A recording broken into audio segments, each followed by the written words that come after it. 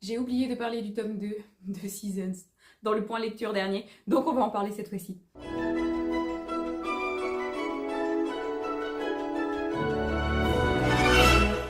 Bonjour à tous, j'espère que vous allez bien, bienvenue dans une nouvelle vidéo. Aujourd'hui, nous allons parler de lectures que j'ai faites ces derniers temps, donc dans un nouveau point lecture.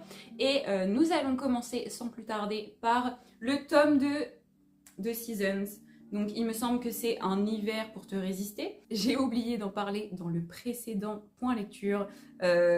Pourtant je l'avais noté, mais j'ai oublié parce que je ne l'avais pas donc physiquement vu que je l'ai lu sur liseuse. Alors, celui-ci, je l'ai adoré. C'était superbe, c'était un magnifique roman. J'ai trop kiffé. J'ai trop kiffé. Le tome 2, je pense pour l'instant, c'est mon préf. J'en ai lu que 2, hein, mais c'est mon préf. J'ai hâte de lire celui du printemps parce que alors là, j'ai adoré. Le personnage d'Orion, mais quel personnage incroyable! Et Lily, mais quel personnage incroyable! Et le patinage artistique, mais quel sujet! C'était génial, j'ai adoré. J'ai passé un tellement bon moment en fait. L'alchimie entre Lily et Orion, je trouve que ça marchait super bien, la dynamique était géniale. J'ai trouvé que c'était pas trop rapide, qu'il n'y avait pas trop de chichi. Enfin, après, le personnage de Lily, je pense, jouait aussi beaucoup là-dedans parce que c'est pas un personnage qui s'attarde beaucoup sur les petits détails, etc. Elle est plutôt un petit peu euh, brute de décoffrage, j'ai l'impression. En tout cas, ça a été mon impression du personnage.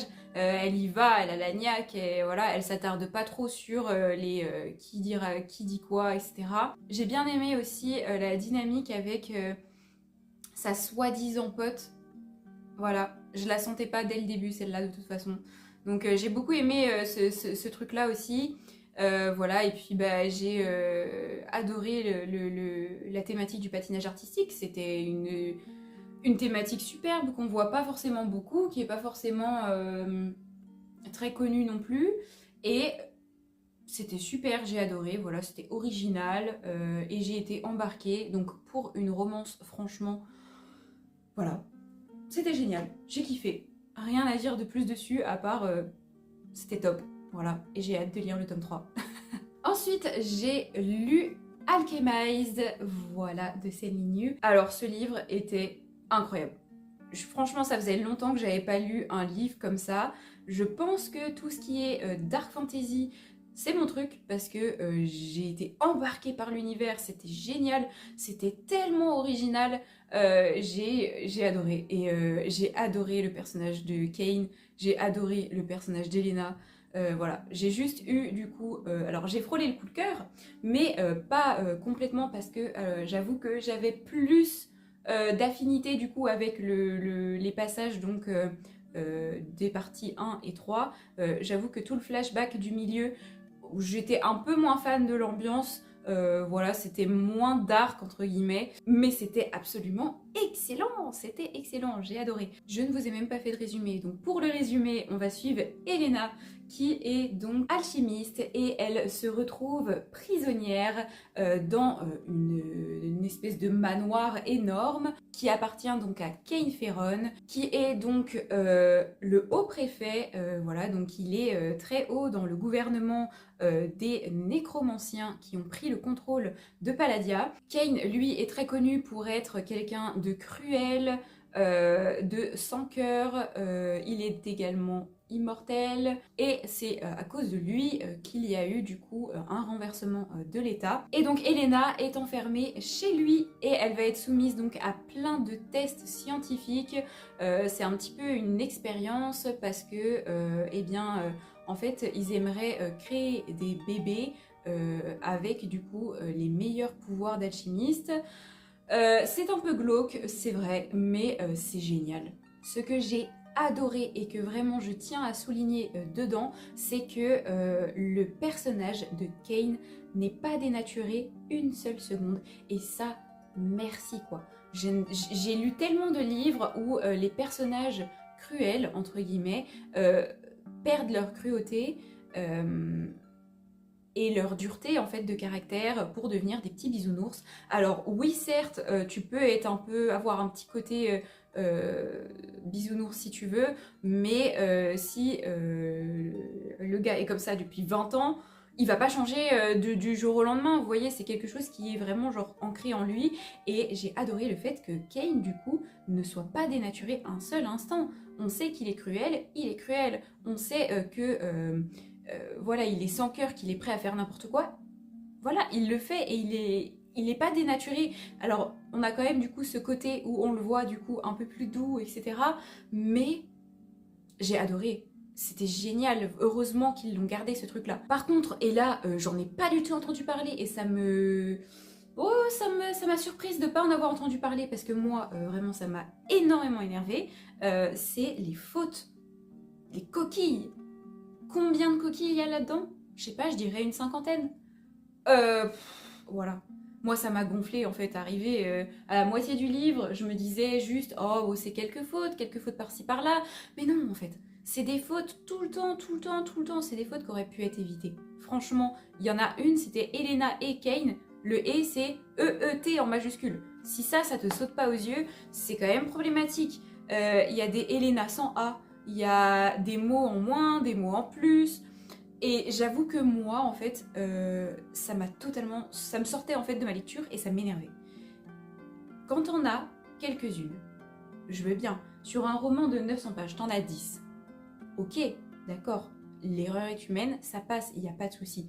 Mais quand on a 50, là, ça passe plus. Là, non, tu t'énerves en fait. Tu te dis que le travail n'a pas été fait. C'est tout.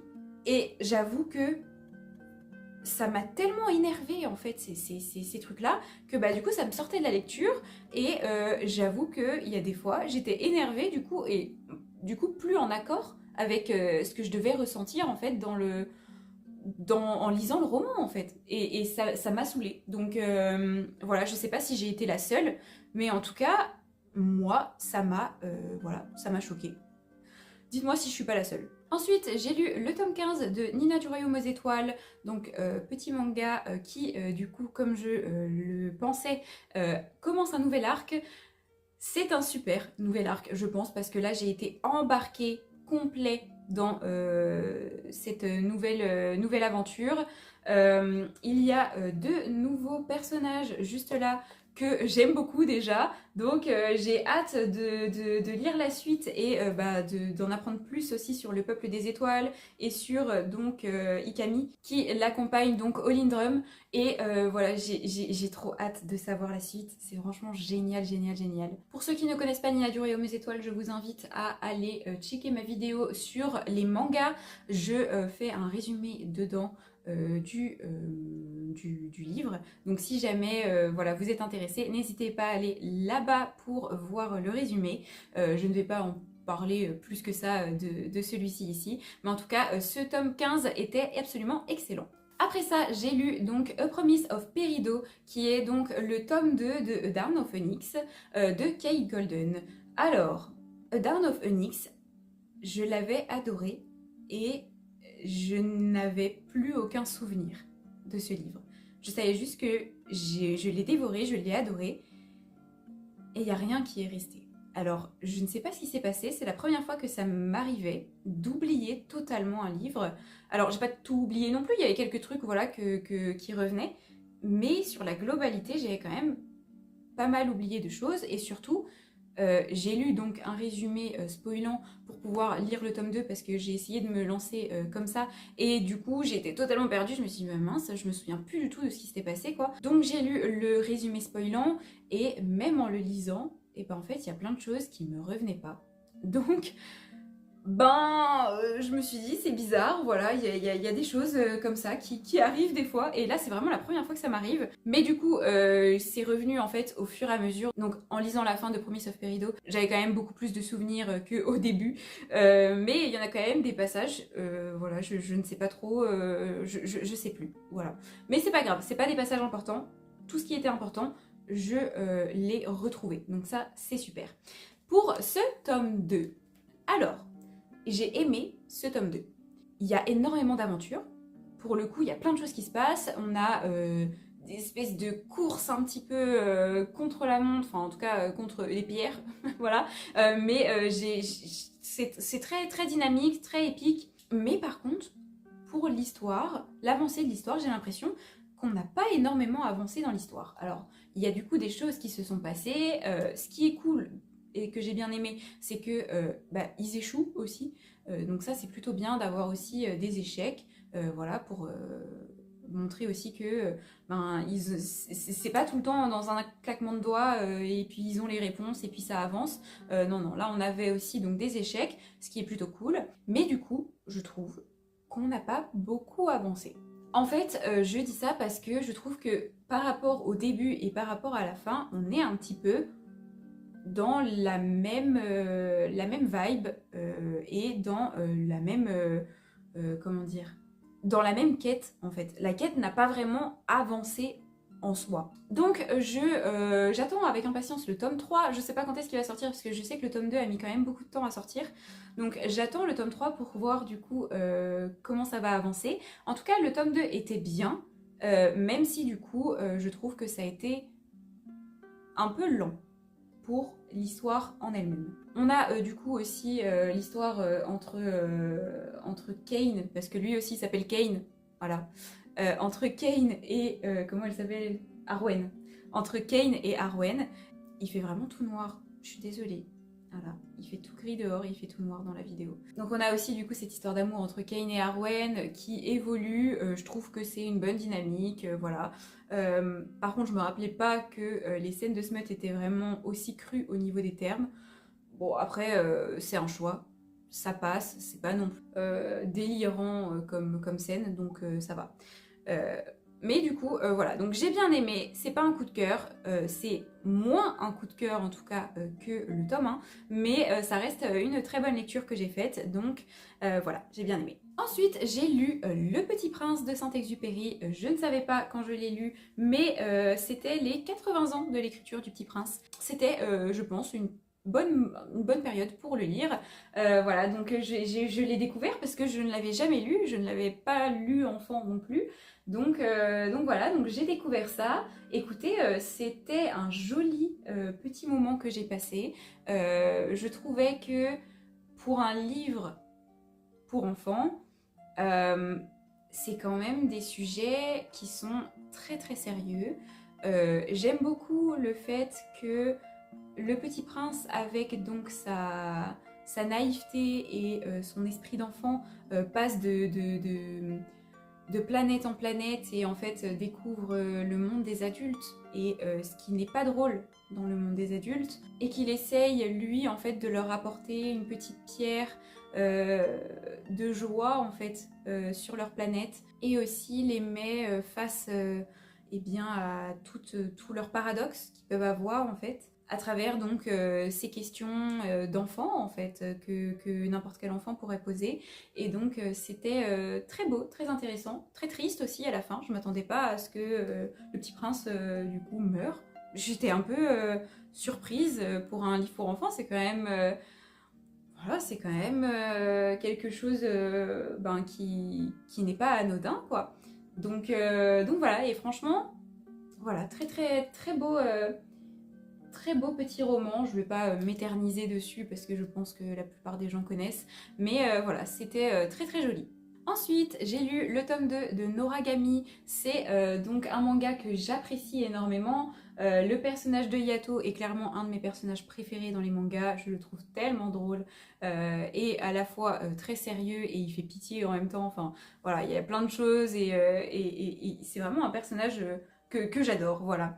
On en apprend un petit peu plus du coup sur lui à travers donc le personnage de Himori, à travers le personnage de Hiyori, du coup qui va rencontrer d'autres dieux qui connaissent bien Yato. Voilà, donc on en apprend un petit peu plus sur lui. On en apprend un petit peu plus aussi sur Yukine qui est du coup son arme et qui va du coup faire face un petit peu à sa crise d'adolescence, entre guillemets, voilà, donc on en apprend un petit peu plus sur lui aussi. On va voir également du coup d'autres Shinki de d'autres personnages, voilà, donc c'est super intéressant. Et on a donc ce personnage-là qui arrive, qui veut se venger de Yato, et donc c'est vraiment, voilà, c'était un bon tome 2. Et du coup, je vais lire la suite rapidement, je pense. Et enfin, j'ai terminé La faute de l'abbé Mouret d'Émile Zola. Alors, Émile Zola, c'est un de mes auteurs préférés en classique. Jusqu'ici, j'avais aimé tous ses livres. Et celui-ci, non. Celui-là, j'ai pas aimé.